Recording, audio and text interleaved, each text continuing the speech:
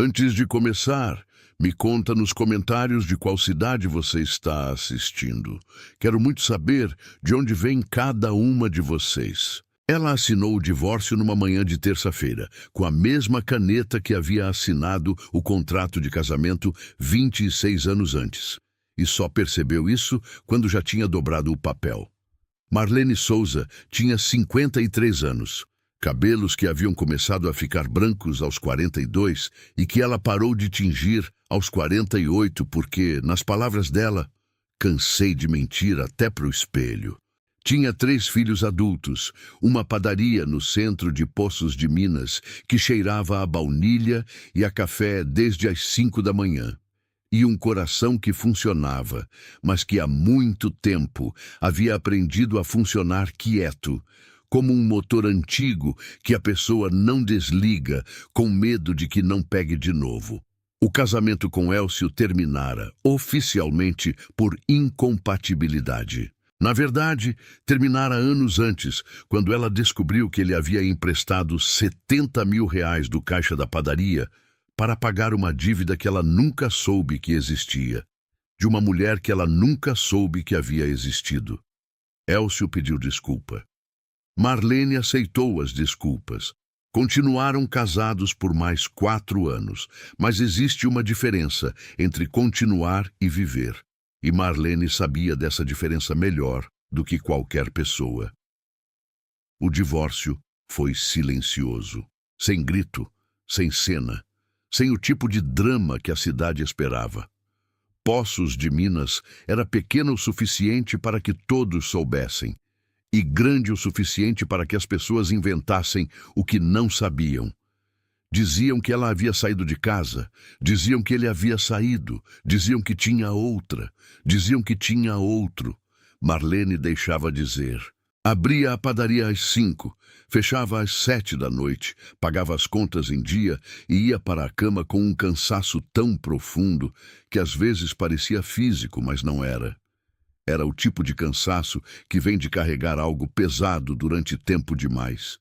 Isso foi em agosto. Em outubro, Rafael chegou. Ele tinha 37 anos.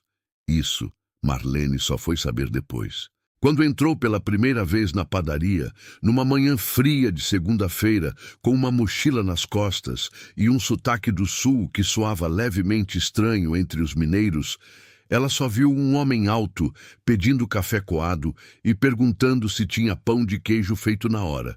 Sempre tem, ela respondeu, sem levantar os olhos da caixa registradora. Ele voltou na terça, na quarta, na quinta. Sempre no mesmo horário, sempre o mesmo pedido. E na quinta ele disse que era o melhor pão de queijo que havia comido na vida. E Marlene ergueu os olhos pela primeira vez e disse que isso era porque ela usava polvilho azedo de verdade e não aquela mistura industrializada que metade das padarias da cidade chamava de receita. Ele sorriu. E Marlene, que havia parado de notar sorrisos de homens aproximadamente na mesma época em que parou de tingir o cabelo, notou. Mas guardou esse notar muito fundo, no mesmo lugar onde guardava todas as coisas que não podiam existir. Seu nome era Rafael Drummond. Era arquiteto. Havia chegado a Poços de Minas para reformar um sítio que um cliente de São Paulo havia comprado e que ficava a 20 minutos da cidade. Ficaria 3 meses, talvez 4. Era a conversa de um cliente com a dona da padaria, nada mais. Só que Rafael tinha o hábito inconveniente de fazer perguntas de verdade e esperar as respostas de verdade. Não o tipo de pergunta que as pessoas fazem quando querem parecer interessadas. O tipo que deixa a outra pessoa sem saída. Como você aprendeu a fazer pão? Ele perguntou numa manhã em que a padaria estava vazia. E Marlene, que havia respondido essa pergunta 100 vezes de forma automática. Aprendi com minha mãe. Desta vez parou, porque a resposta automática era verdadeira, mas era incompleta. E algo naquele homem, naquela manhã, fez com que a resposta incompleta parecesse uma mentira. Aprendi com minha mãe, ela disse. mas continuei fazendo porque era a única coisa que Elcio não conseguia me tirar. Tudo mais ele tirou de uma forma ou de outra, mas o pão era meu. Houve um silêncio. Rafael não disse, que pena, nem deve ter sido difícil.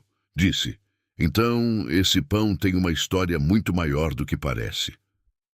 E Marlene ficou com aquela frase dentro dela o dia inteiro. A cidade começou a falar antes mesmo que houvesse algo para falar. Foi Dorinha, que trabalhava no cartório e almoçava na padaria às quartas, quem primeiro perguntou, com aquele tom que fingia ser de preocupação, Marlene, quem é esse rapaz que fica toda manhã na sua padaria? Cliente. Todo dia? Bom pão faz isso com as pessoas. Dorinha riu, mas os olhos não riram junto. E Marlene soube, naquele momento, que o relógio havia começado. Em cidades pequenas, o tempo entre as pessoas começarem a falar e as histórias ficarem irreconhecíveis é de aproximadamente 2 semanas.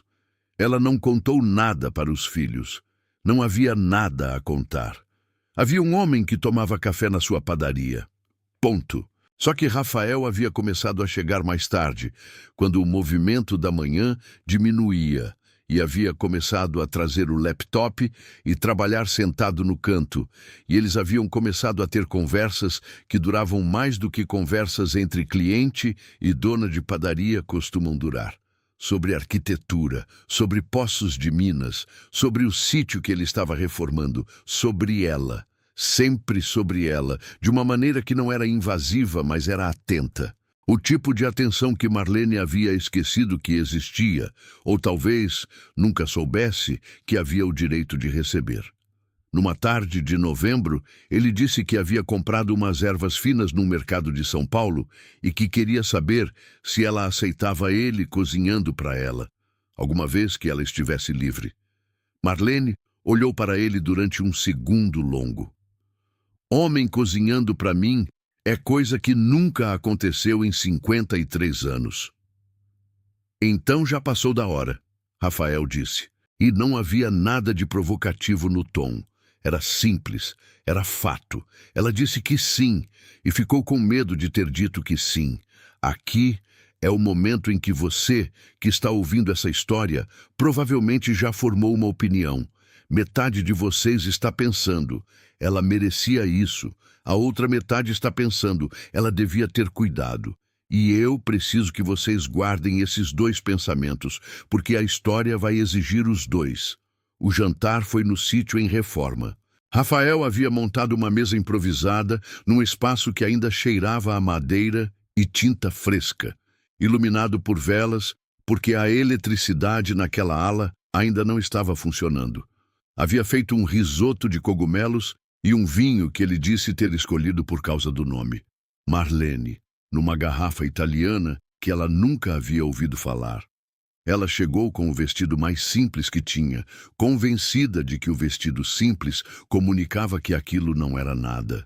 Só que ela havia passado 40 minutos escolhendo esse vestido simples e havia colocado o brinco que não usava desde o aniversário de 40 anos.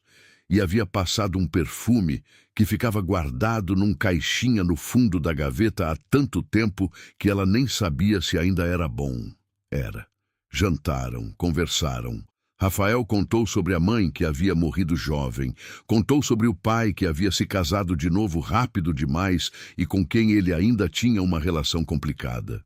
Contou sobre um relacionamento de 6 anos que havia terminado porque a mulher queria coisas que ele descobriu que não conseguia dar. Não por falta de amor, mas por falta de compatibilidade. Ela queria uma vida que eu achava sufocante, ele disse. Eu queria uma vida que ela achava vazia. Marlene escutou tudo isso e reconheceu em partes coisas que havia sentido, mas nunca encontrado palavras para descrever. No final da noite, antes de ela ir embora, Rafael segurou a mão dela. Só segurou. Não puxou, não disse nada. Ficou com a mão dela dentro da dele por um momento que durou mais do que um momento costuma durar. Você tem medo de mim? Ele perguntou. Tenho medo de mim. Ela respondeu e foi embora. Ficou acordada até às 3 da manhã. Não de ansiedade, de uma coisa que era mais difícil de nomear. Aquela sensação de estar acordando depois de um sono muito longo e não ter certeza se quer acordar de verdade, porque acordar significa ter responsabilidade sobre o que enxerga. Lucas, o filho do meio, foi o primeiro a chegar. Tinha 29 anos, era engenheiro, morava em Belo Horizonte e tinha o gênio do pai, não a crueldade, mas a certeza. Aquela certeza de quem nunca precisou duvidar de nada, porque as dúvidas eram um luxo que os outros tinham. Mãe, o que está acontecendo? Marlene estava embalando pão atrás do balcão. Não parou. Acontecendo como? A Dorinha ligou para a tia Claudete, que ligou para mim. Falou que tem um homem te rondando. Te rondando. Ela repetiu as palavras com cuidado, como quem examina um objeto torto. Estou com 53 anos, Lucas. Homem não ronda mulher de 53 anos. Homem frequenta a padaria de mulher de 53 anos. Mãe, vai querer pão para levar para BH ou só veio aqui para isso? Lucas ficou. Almoçaram juntos.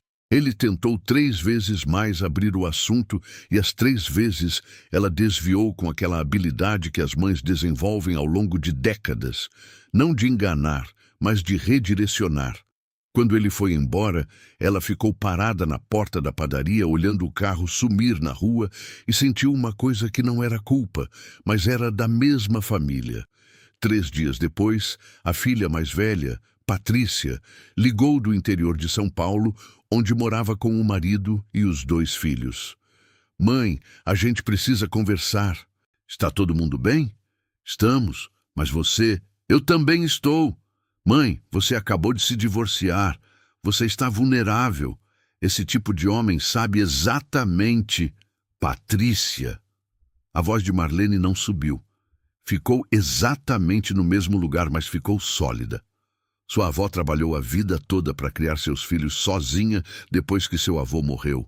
Sua avó tinha 51 anos quando conheceu o Benedito e foi feliz com ele até o fim da vida.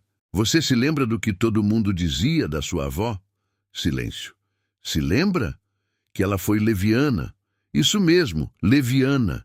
Com 51 anos, a sua avó foi leviana por ser feliz. E você está me ligando para repetir o que disseram dela. Patrícia não disse mais nada por um tempo.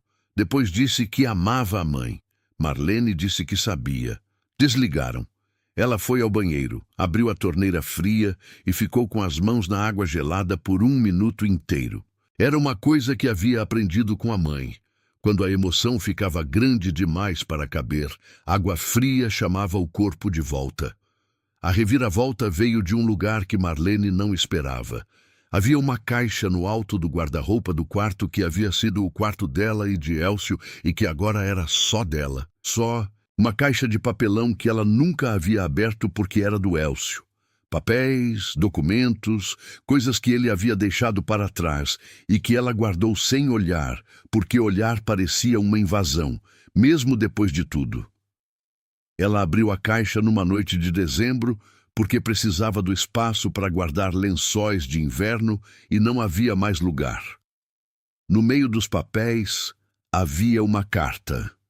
Não era da mulher.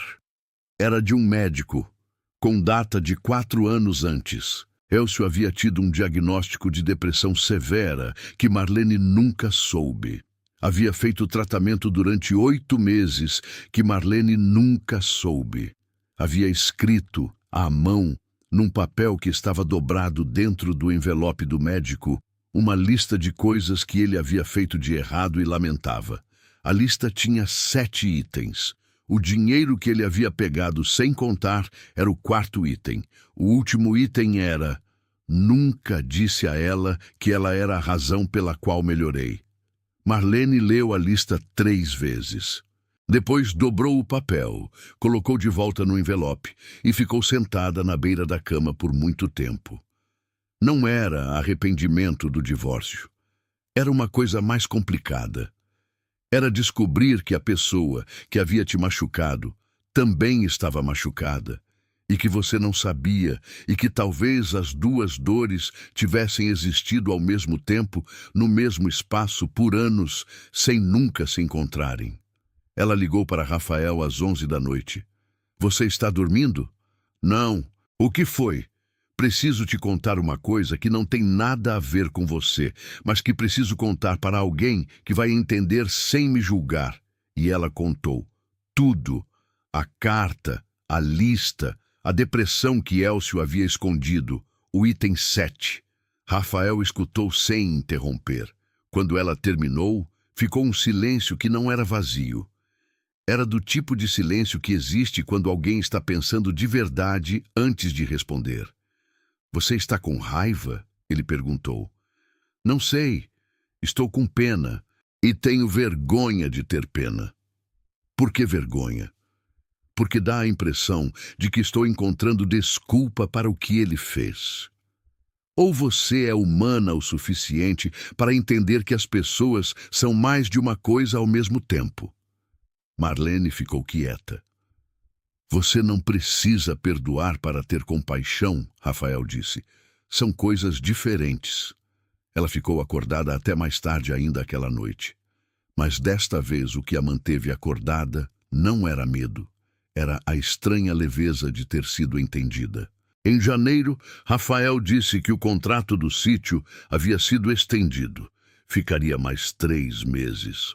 A cidade já havia construído a história completa deles dois, com detalhes que nunca haviam acontecido.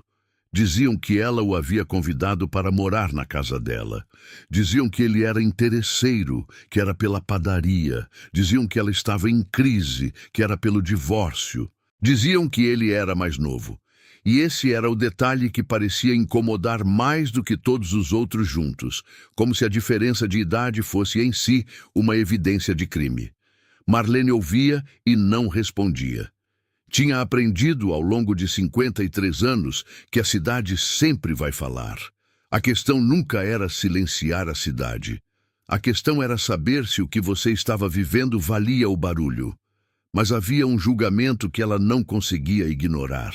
Seu filho mais novo, Daniel, tinha 25 anos e havia sido o mais próximo dela durante o casamento e durante o divórcio. Havia dormido no sofá da padaria 3 noites seguidas, quando ela e Elcio haviam assinado os papéis, só para que ela não ficasse sozinha. Era o filho que ligava toda domingo, o que perguntava de verdade como ela estava. Daniel não disse nada durante semanas, não comentou, não perguntou. E esse silêncio era o mais pesado de todos, porque vinha de quem ela sabia que estava sentindo de verdade. Quando ele veio visitá-la em fevereiro, chegou numa tarde, entrou na padaria já no final do dia, quando só restavam eles dois. Sentou num banco e ficou olhando para ela enquanto ela limpava o balcão. Mãe, Daniel, você gosta dele? Ela parou de limpar.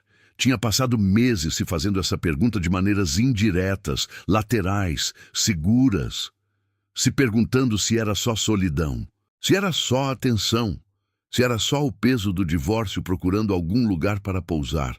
Havia examinado esse sentimento de todos os ângulos, com a desconfiança que mulheres da geração dela aprenderam a ter pelos próprios sentimentos, como se sentir fosse um perigo que precisava ser checado antes de ser admitido. Gosto, ela disse. E foi a primeira vez que disse em voz alta. Daniel ficou olhando para ela. Ela viu o momento em que ele lutou, e ela reconheceu essa luta porque era a mesma luta dela. A luta entre o que a pessoa quer sentir e o que de fato sente. Ele é mais novo que você. 16 anos. Isso é muito. É. E você acha que ele... Não sei. Ela foi honesta. Não sei o que vai ser daqui a 1 ano. Não sei se vai durar. Não sei se algum dia na minha vida voltei a ter certeza de alguma coisa que durou. Ela colocou o pano de limpeza na pia e olhou para o filho. O que eu sei é que tem um homem que olha para mim como se eu fosse inteira. Não o que eu fui, não o que eu perdi, não o que aconteceu comigo. inteira. E eu tenho 53 anos e posso contar nos dedos de uma mão as vezes que alguém me olhou assim. Daniel baixou a cabeça. Pai te olhava assim no começo. Ele disse baixinho. No começo, sim. Ficou um silêncio que durou exatamente o tempo necessário. Depois Daniel levantou, foi até onde ela estava e a abraçou. O tipo de abraço que filhos dão para mães quando param de ser filhos por um momento e são só pessoas. Ela sentiu o ombro dele molhado e percebeu que não era só ele. Eu não vou entender tudo, ele disse no abraço, mas não vou ser igual ao Lucas. Era março, quando a quase perda aconteceu. Rafael havia ido a São Paulo resolver questões de escritório por 10 dias. Nos primeiros 5, trocaram mensagens. Nada declarado, mas nada neutro também. No 6º dia, ele mandou uma foto do projeto novo que havia fechado, em Florianópolis. Obra grande. 8 meses de trabalho. No 8º dia, ela recebeu uma mensagem às 2 da manhã. Marlene, preciso ser honesto com você sobre uma coisa. Ela ficou olhando para a frase durante um tempo que não conseguiu medir. Existe um tipo de mensagem que, antes mesmo de você ler o que vem depois, o estômago já sabe. Tem uma mulher aqui em São Paulo. Ela quer tentar de novo. Tem 3 anos que terminamos. Ela tem 34 anos, quer casar, quer filhos. E eu precisava te contar porque você merece honestidade e eu estou confuso de um jeito que não sou honesto comigo mesmo se não falar. Marlene leu a mensagem, colocou o celular na mesa de cabeceira, deitou de costas, olhando para o teto. Ficou assim por muito tempo. Havia uma voz dentro dela que dizia, eu sabia. Outra que dizia, claro, o que você esperava. Outra ainda que não dizia nada, só doía, de um jeito limpo, direto, sem drama, o tipo de dor que não grita porque já passou por coisa demais para gastar energia gritando. Mas havia também, pequena e teimosa no canto, uma voz diferente, que dizia, ele te contou. Poderia não ter contado, poderia ter simplesmente sumido, poderia ter inventado, mas ele te contou. Ela pegou o celular, escreveu. Obrigada por me contar. Ficou olhando para as palavras. Apagou. Escreveu de novo, desta vez, o que de fato queria dizer. Você tem que ir atrás do que você quer, Rafael. Se o que você quer é uma vida que inclui filhos e ela, então vai ser isso. Eu não vou competir com o futuro que eu não posso te dar. E eu não vou fingir que isso não dói, porque dói. Mas prefiro que você seja honesto e vá do que desonesto e fique. Eu já vivi com a segunda opção durante tempo demais, ela mandou. Colocou o celular emborcado na mesa. Não dormiu. De manhã, abriu a padaria às 5, como sempre. Fez o pão de queijo, como sempre. Não chorou na frente de ninguém. Não era porque não sentia. Era porque havia aprendido, ao longo de 53 anos, que alguns choros são tão grandes que precisam de privacidade para ser completos. Chorou no banheiro da padaria, com a torneira aberta, às 6h15 da manhã. Por 3 minutos e 40 segundos. Ela contou sem querer, olhando para o relógio na parede. Depois, lavou o rosto. Voltou para o balcão. Rafael voltou para Poços de Minas no 12º dia. Ela soube, porque viu o carro dele passar pela rua enquanto fechava a padaria. Não parou, continuou fechando. Ele bateu na porta dos fundos 20 minutos depois. Ela abriu.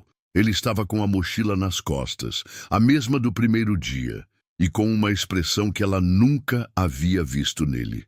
Rafael era um homem que ocupava o próprio espaço com facilidade, que entrava em lugares com a tranquilidade de quem não precisa de aprovação.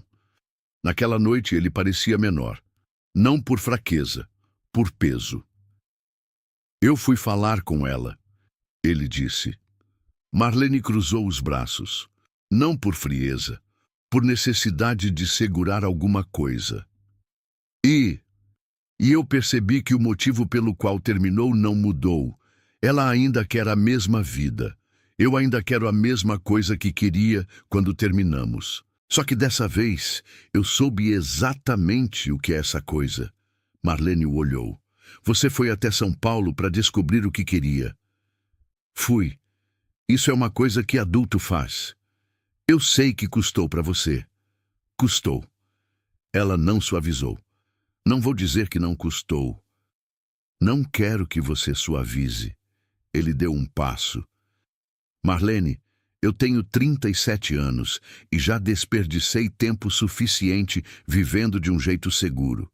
Você tem 53 e já desperdiçou tempo suficiente vivendo para os outros. Eu não sei o que vem depois daqui. Não tenho garantia para te dar, mas sei que desde que cheguei nessa cidade, a única vez que me sinto no lugar certo é quando estou aqui. O silêncio que veio depois não era vazio nem pesado. Era do tipo que antecede uma decisão. Rafael, ela disse, se você ficar comigo, vai ter filho que não aprova, vai ter cidade que comenta, vai ter uma hora em que você vai olhar para mim e eu vou estar com 60 e algo e você ainda vai estar novo. E essa diferença que hoje parece pequena vai parecer grande.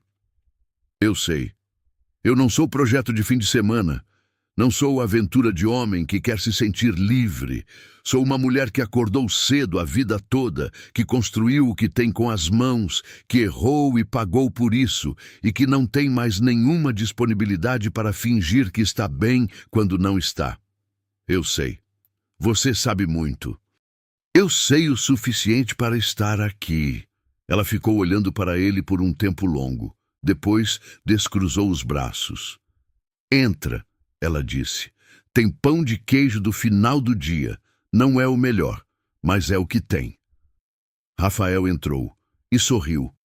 Não o sorriso de quem ganhou alguma coisa, mas o de quem chegou em algum lugar depois de muito caminhar. Não foi fácil depois disso. Nunca é. Lucas levou quase um ano para sentar à mesma mesa que Rafael, sem o silêncio de pedra. Patrícia os visitou em junho e ficou o tempo todo com aquele ar de quem está catalogando provas para um processo que ainda não começou. A cidade falou por meses e quando parou de falar, foi porque arrumou outro assunto, não porque aceitou. Mas Daniel foi ao aniversário de 54 anos de Marlene, levou um vinho e disse, antes de ir embora, que ela estava com uma cara que ele não via há muitos anos. Que cara? Ela perguntou. De quem está onde quer estar? Rafael ficou. Não por falta de opção, por escolha. Existe uma diferença enorme entre as duas coisas, e Marlene havia aprendido a reconhecer essa diferença com precisão cirúrgica. A obra em Florianópolis ele pegou. Viajava, voltava. Não pediram permissão para ninguém, não fizeram anúncio, não precisaram de validação externa para existir. A padaria continuou abrindo às 5. O pão de queijo continuou sendo feito com polvilho azedo de verdade. Numa manhã de agosto, quase um ano depois da primeira vez que Rafael havia entrado pela porta, ela estava atrás do balcão quando o viu chegar. Mochila, passo certo, aquele jeito de entrar em lugar como se o lugar já fosse um pouco dele. Ele pediu café coado e pão de queijo. Feito na hora? Ela perguntou como na primeira vez. Sempre tem, ele respondeu, sorrindo, devolvendo as palavras dela. Marlene virou de costas para pegar o café e ficou assim por um segundo. De costas para ele, de frente para a máquina velha que fazia café, desde que a padaria era da mãe. E sentiu uma coisa que levou um momento para identificar. Era aquela sensação de estar acordando, não com susto, com calma, com a clareza de quem abre os olhos e reconhece o lugar onde está e quer estar lá. Ela virou, colocou o café na frente dele e disse, hoje o pão está melhor do que nunca. E era verdade. Às vezes, a vida espera você terminar de fingir que não precisa de nada para só então te trazer o que você sempre precisou. E a coragem não está em não ter medo. Está em abrir a porta mesmo assim. Você teria aberto essa porta? Deixa nos comentários. Essa história precisa da sua voz.